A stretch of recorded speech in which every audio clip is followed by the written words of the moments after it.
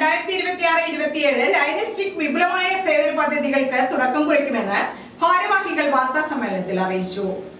സാമൂഹ്യ സേവനത്തെ കൂടുതൽ ശക്തിപ്പെടുത്തുക എന്ന ലക്ഷ്യത്തോടെ പെരുമ്പാവൂർ ലയൺസ് ക്ലബ്ബ് 2026 ജൂലൈ മാസം മുതൽ ആരംഭിക്കുന്ന 2026-27 ലയൺസ്റ്റിക്കിൽ വിവിധ മേഖലകളിലായി വിപുലമായ ജീവകാരുണ്യ പദ്ധതികൾ നടപ്പാക്കുമെന്ന് ക്ലബ്ബ് ഭാരവാഹികളായ president Jomi Paul, secretary Saju Thomas, treasurer MI Varghese എന്നിവർ അറിയിച്ചു.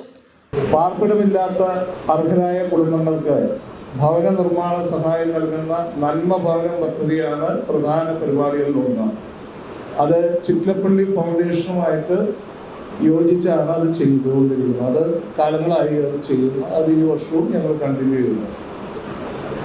അതോടൊപ്പം തന്നെ ആരോഗ്യരംഗത്ത് അന്ധത പ്രതിരോധത്തിന് പ്രാധാന്യം നൽകി നേത്ര പരിശോധന ക്യാമ്പുകൾ സംഘടിപ്പിക്കുകയും തിമിരം ബാധിച്ച് സാമ്പത്തികമായി പിന്നോക്കം നിൽക്കുന്ന രോഗികൾക്ക് സൗജന്യ ശസ്ത്രക്രിയയിൽ തുടർ ചികിത്സാ സഹായവും നടപ്പാക്കും.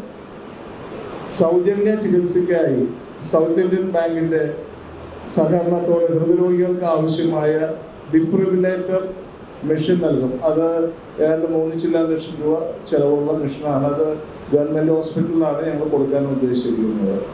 വിവിധ സ്കൂളുകളിൽ ഞങ്ങൾ ബാഗ് വിതരണം നടത്തി. അതും നമുക്ക് പത്രങ്ങൾ കവറേജ് തന്നു. അതുപോലെ തന്നെ താലൂക്ക് ആശുപത്രിയിലെ രോഗികൾക്കും കൂട്ടിരിപ്പുകാർക്കും സൗജന്യമായി ഉച്ചഭക്ഷണം നൽകുന്ന വിശപ്പിന് വിരാമം പദ്ധതി തുടങ്ങിക്കഴിഞ്ഞു.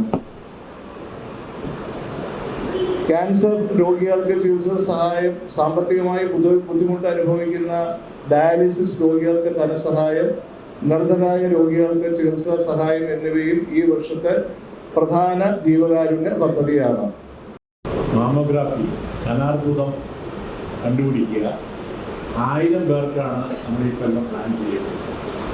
അത് ഓരോ ക്ലബിൽ നിന്ന് അതിന് പോകേണ്ടവരെ ബസ്സിൽ എറണാകുളത്ത് കൊണ്ടുപോയി ഇന്ദിരാഗാന്ധി ഹോസ്പിറ്റലിൽ അത് 1000 രൂപയാണ് അവിടെ ഒരു മാമോഗ്രാഫി ചെയ്യുന്നത്. അത് നമുക്ക് 500 രൂപയ്ക്ക് അവർ ചെയ്യും. 500 രൂപ നമ്മൾ കൊടുത്താൽ മതി. അപ്പോൾ അത് തന്നെ 1000 പേരെന്ന് പറയുമ്പോൾ 5 ലക്ഷം രൂപ അതിലേക്ക് വേണം. അത് നമ്മുടെ ഈ കൊല്ലത്തെ ഡിസ്ട്രിക്ട് ഗവൺമെൻറ്റിൻ്റെ പ്രോജക്റ്റാണ്.